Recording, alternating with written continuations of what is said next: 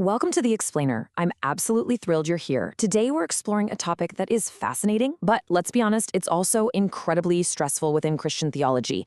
We're talking about how believers actually figure out what they're supposed to do with their lives without, getting a direct text message from the Almighty. We're going to map out a complete theological taxonomy, and we'll be basing this on the lecture notes of Dr. Gary Meadors. He meticulously analyzes the most prominent competing models for knowing God's will, and we are going to unpack his findings together. Okay. Let's dive into this.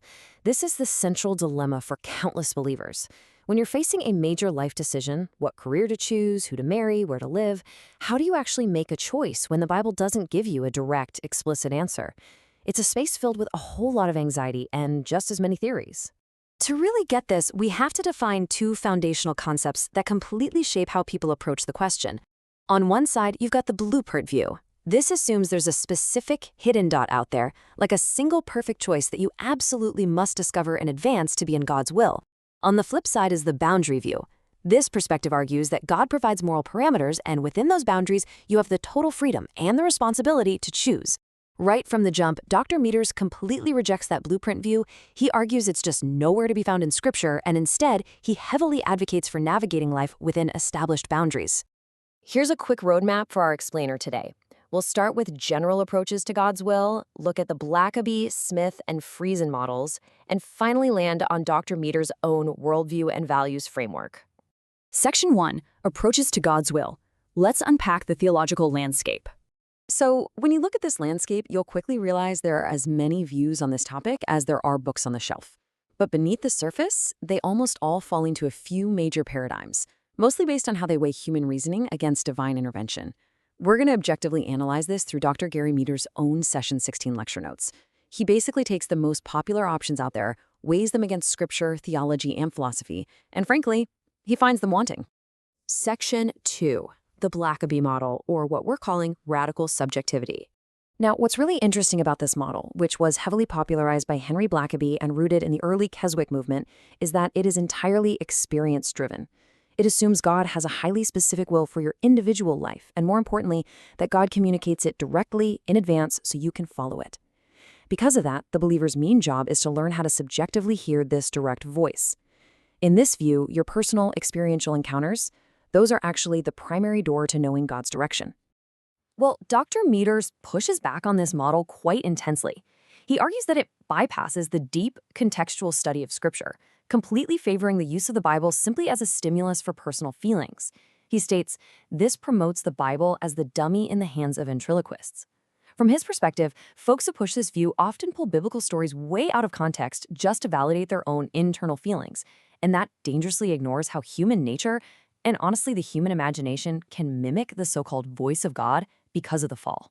Let's move to and see how this builds. Section 3, the Smith model, or reasoned subjectivism. Coming straight out of the Wesleyan tradition, reading Gordon Smith is a real breath of fresh air for Meadors. Smith completely rejects the blueprint view. He emphasizes that humans are created in God's image with a genuine, authentic capacity to choose. And a massive differentiator here is the role of the church. Instead of a solitary believer just sitting around waiting for a voice at a stop sign, Smith argues that the church community creates this vital matrix for decision-making. The community actually helps evaluate and weigh a believer's internal claims.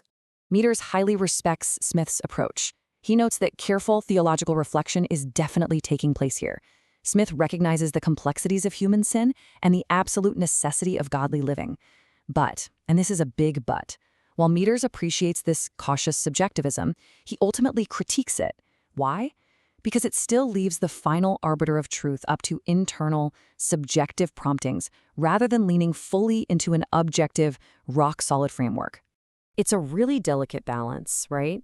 Smith requires critical thinking to discern God's voice, and he explicitly warns against assuming that any internal voice is automatically authoritative. He definitely pumps the brakes on the rampant experientialism we saw in the previous model. All right, Section 4, the Friesen model, Christian pragmatism. When Gary Friesen first published his book, it dropped an absolute bombshell on the independent Bible church movement. He famously denied the existence of an individual's specific will altogether. His approach is highly pragmatic. Where God gives a command, you must obey it. End of story. But where there is no command, you are totally free to choose. And how do you choose? Well, Friesen says God expects believers to simply use wisdom. On the surface, that sounds incredibly liberating and perfectly objective. But according to Meadors, there's a massive blind spot. Because Friesen fails to define what wisdom actually is, either philosophically or biblically, his seemingly objective model quietly reverts right back into subjectivitism. It just becomes spiritual expediency. At the end of the day, it boils down to just doing what you personally think is the wise thing to do. Meadors really emphasizes that Friesen ignores some vital philosophical pieces. Specifically, Friesen champions human freedom. But Meadors points out that human freedom isn't absolute. It is deeply bound by our fallen nature and intricately wrapped up in God's providence. Simply telling someone to use wisdom just isn't enough of a safety net for a fallen human mind. So the crucial point is, Section 5, Dr. Meadors' own model, worldview, and values. And this brilliantly illustrates exactly where we go from here. Having found those popular options wanting, Dr. Meadors proposes his own framework. Let's compare the taxonomy we just explored. Blackaby relies on a direct voice, which leads to rampant subjectivism. Smith relies on a relational community matrix. Better for sure, but still leans on internal guidance. Friesen leans on freedom and wisdom, but entirely lacks philosophical definitions. So, Meadors replaces the core method with rigorous scriptural analysis to create a transformed mind. This is the DNA of the worldview and values construct. It is heavily grounded right in Romans 12:1-2, focusing on the renewing or the transforming of the mind. Meadors outright rejects using the Bible as some superficial stimulus just to validate your feelings. Instead, this model demands rigorous, contextual, hermeneutical analysis. I mean, you actually have to study.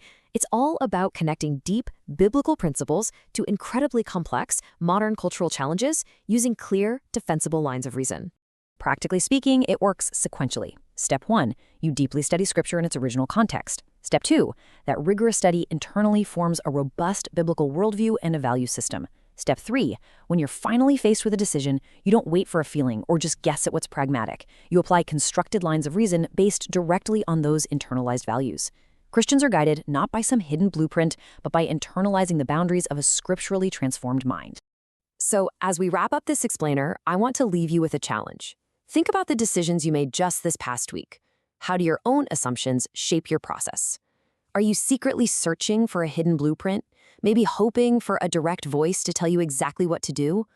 Or are you doing the hard, rigorous work of transforming your mind so you can make wise decisions within God's boundaries? It's a powerful distinction, and one that requires both deep study and great responsibility. Keep digging into the text, keep asking the hard questions, and keep learning.